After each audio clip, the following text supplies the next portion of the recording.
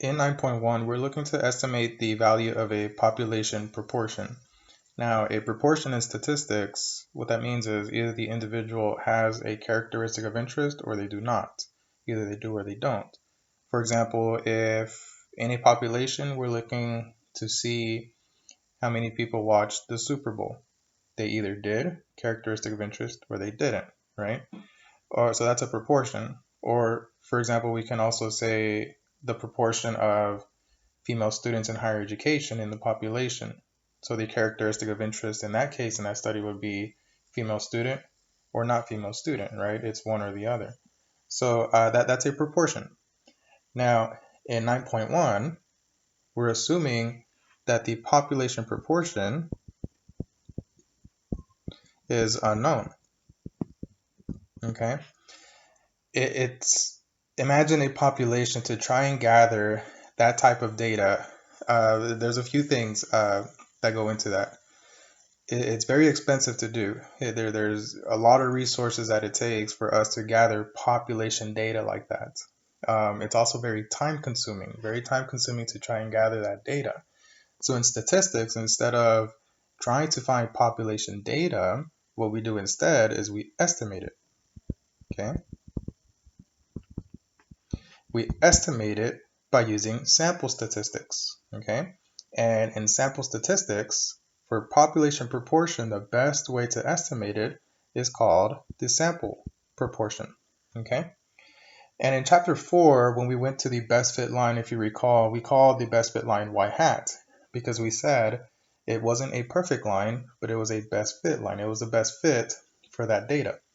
Same thing here. The notation for population proportion is P, and again, we're going to assume that we don't know what it is, okay? The best way to estimate it is P hat. It's not perfect, okay, but it is the best estimate. And P hat has a formula, X divided by N, okay? X is going to be the individuals of interest, okay? So suppose N is going to be the sample size. Okay. So suppose we're looking to estimate the number of individuals in the United States population who watch the Super Bowl. Once again, that's very difficult to gather. So instead, suppose we just asked 100 fans at random. We asked 100 fans or 100 individuals at random if they watched the Super Bowl. Suppose 30 said they did. In that case, our p hat would equal to 30 out of 100. The characteristic of interest was those who watched 30 out of the sample size, which was 100. Okay, so I want you to keep that in mind. Population data it's very difficult to gather. Okay, very time consuming, very expensive. Instead, what we do is we use sample statistics to estimate it. Okay, now because it's not perfect, what we'd like to do is we'd like to construct an interval, a plausible region where we believe that population parameter would be located. Okay, so in statistics, this is what we do. Okay, so suppose we this is a number line and we have the value of a p hat, right? Now, because this is an estimated value, notice in the previous example, we asked 100 individuals at random whether or not they watched the Super Bowl, right? 30 said yes. But think about if you asked another 100 people, right? Another 100 people, right? Another 100, a different sample of 100, would it always be 30 of interest? It could change, right? So what we do in statistics is we create a plausible region. This is called confidence interval, okay, where we believe the unknown parameter p is located, okay? We believe it's located with some confidence in that region, okay? Now, in 9.1, what we're going to do is we're actually going to calculate p hat, this lower region, and this upper region, okay? This involves a formula. And I'm going to show you what the formula looks like, and I'm also going to show you the calculator on how to do that as well. But the formula is this, okay? This interval right here is broken up into two pieces. Notice the comma here. This first piece is going to be the lower region on that number line, okay? So that's the lower bound right here, okay? The upper region is going to be right here, and that's this formula right here, okay? This is the upper region. Now, in a problem, we're going to see problems later on. We're going to see that p hat, it's manageable to obtain. Sample size will also be manageable to obtain, and then we can use the calculator to calculate the square root right here. The difficult part is going to be this value right here though, okay? And in this video, this is what I want to practice, okay? So that value right there is called a critical value.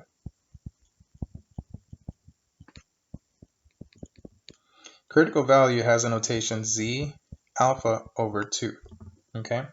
And z, go back to chapter 7 when we were looking at the normal standardized curve, right? The z curve.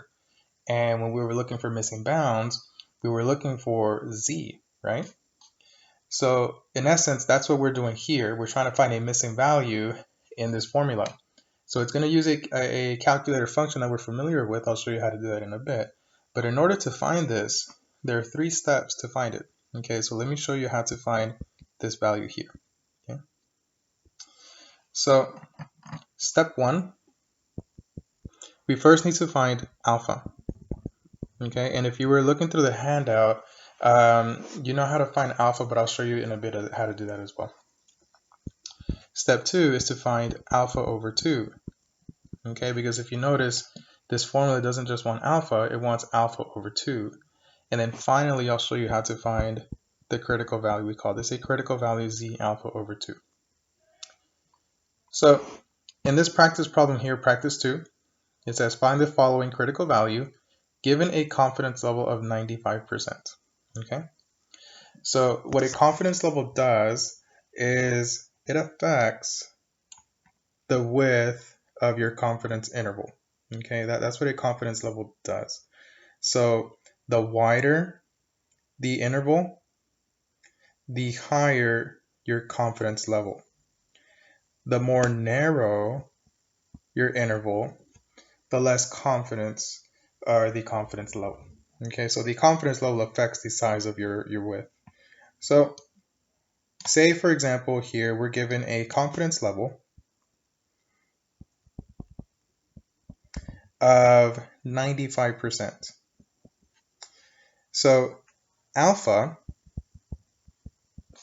according to the handout, alpha is going to take up the remainder of the 100%.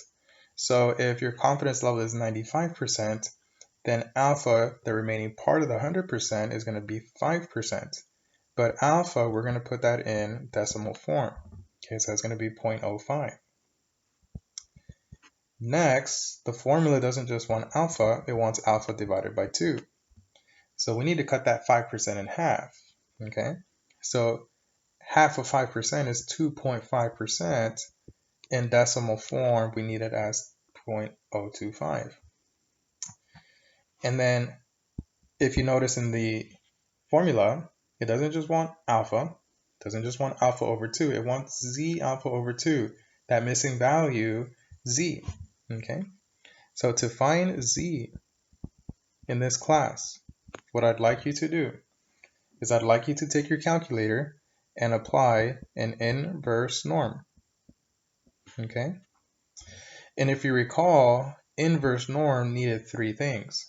It needed area, mean, and standard deviation. In this case, your area is going to be alpha over 2. The mean of the standardized z, keep in mind that z always has a mean of 0. And the standard deviation will always be 1. Okay, so these are the 3 steps that it takes to find the z alpha over 2. So for us, we're going to do z alpha over 2, where alpha over 2 is 0.025. Let's apply an inverse norm. So we'll do alpha over 2, comma, 0, comma, and then 1. Okay. And depending on your calculator, just keep in mind how we would enter these values in the 83 or 84.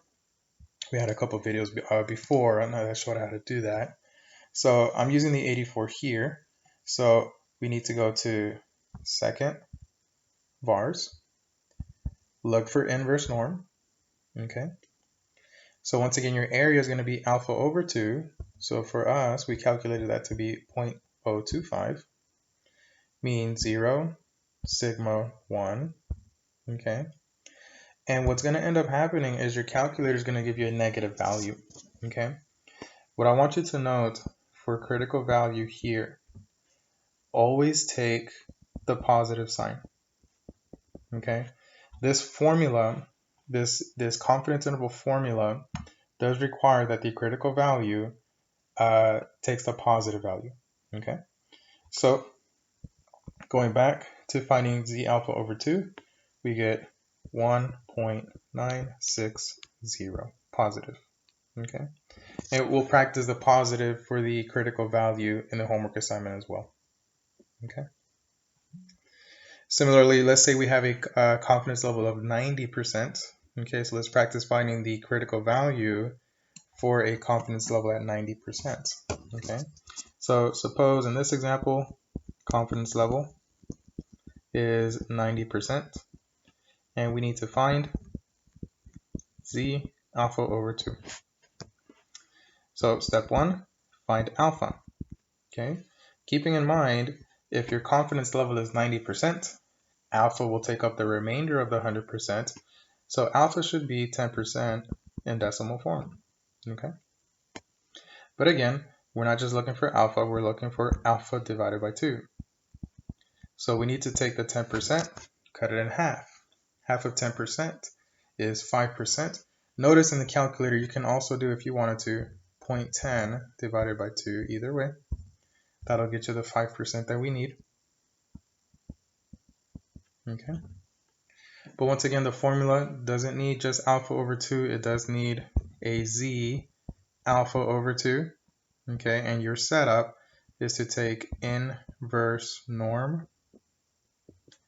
And you're going to put alpha divided by 2 inside. So you're going to put 0.05, comma, mean 0, sigma 1, and take the positive value.